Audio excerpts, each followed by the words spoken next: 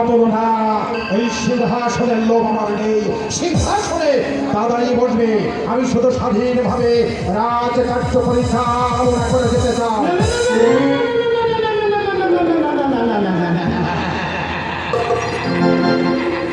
তাকে আমি জানি না বাবা, তাকে আমি জানি না।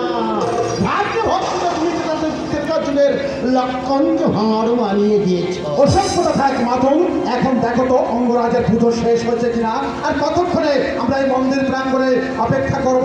বলতে পারো মাতল, অঙ্গরাজ কেন আসছে না? পূজা তো করছে। হ্যাঁ, পূজা আগে সারা হয়ে গেছে মধ্যম খবরা। না না মাতল, পাশে দাঁড়িয়ে আমি তোমাদের অমৃত পানি শুনছিলাম। সেই দুঃশাসন, এ তোমরা কি করলে দুঃশাসন? দীর্ঘ চক্রান্ত করে মহারানী ভানুমতিকে সনাপুর রাজের বিষ নজরে ফেললে। তোমার দুঃখ হচ্ছে কেন অঙ্গরাজ?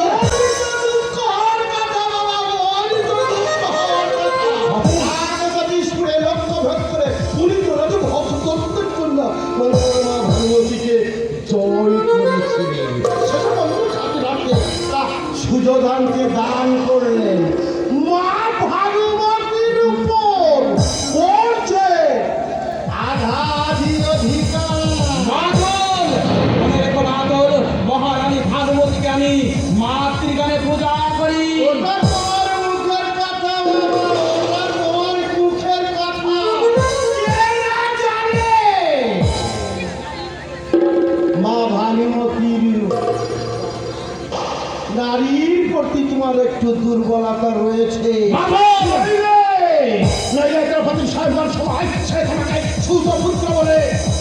অপমানটাই না করিয়েছে, তবু কিন্তু তুমি তাকে ভুলতে পারোনি।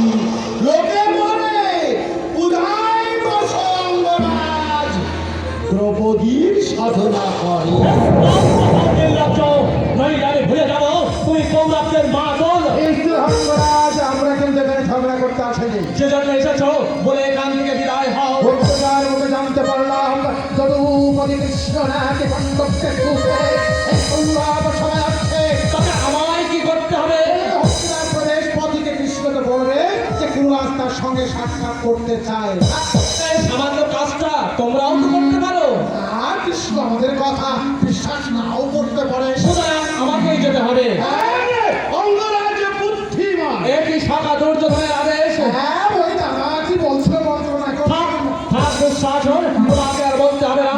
যদুপতি যখন আসবে তখন হস্তিনার প্রবেশ পথে যে আমি তাকে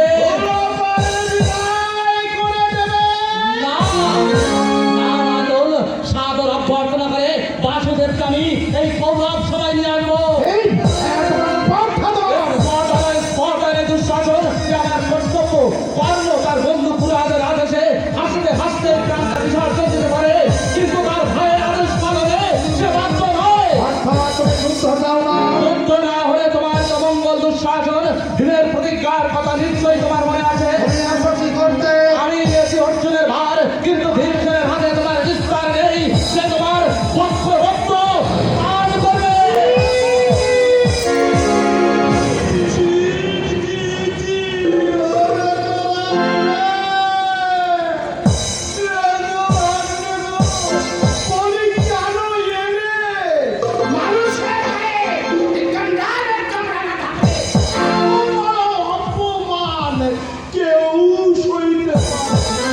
অপমান, অপমান, অপমান, অপমানের প্রতিশোধ নিতেন এই দুঃশাসন ধানে হাতল।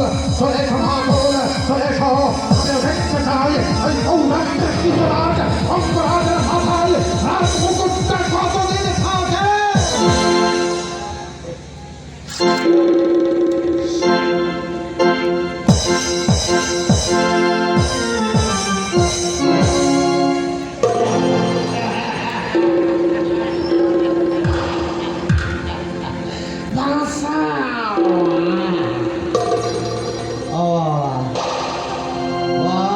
মাধব, বলি কেন ঝঞ্ঝাট বাঁধাচ্ছ বাবা, কেন ঝঞ্ঝাট বাঁধাচ্ছ? আরে যুদ্ধ বাঁচাই তো করল, পাণ্ডবদের কিছু হয়ে গেলে এই হচ্ছে না রাজমুকুটটা আমি তোমার মাথায় পরিয়ে দেবো। ততদিন পর্যন্ত তুমি জীবিত থাকবে ধর্মাতুল। সহজে তোমার জন্য তরবারিতে সার দিচ্ছে। সহজে আমাকে মারার জন্য তরবারিতে সাহে। মাধব,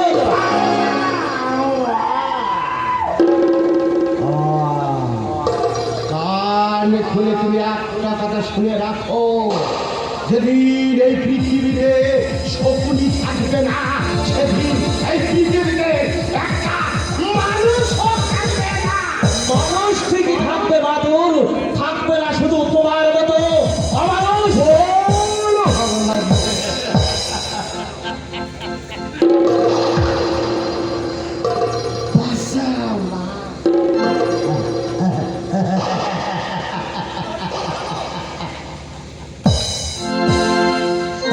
বড় ভালো লাগলো তোমার কথা শুনে বাবা।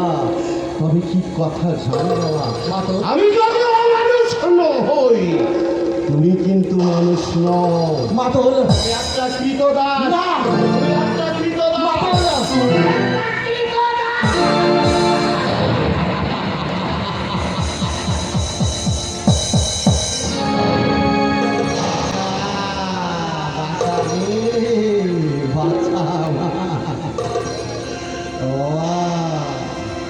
মাধুর, আমি যদি মানুষ হই, তুমি কিন্তু মানুষ হও। তুমি একটা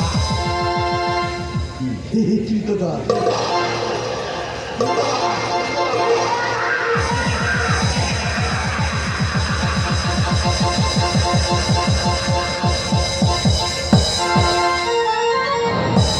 কৃতদাস, কৃতদাস, কৃতদাস।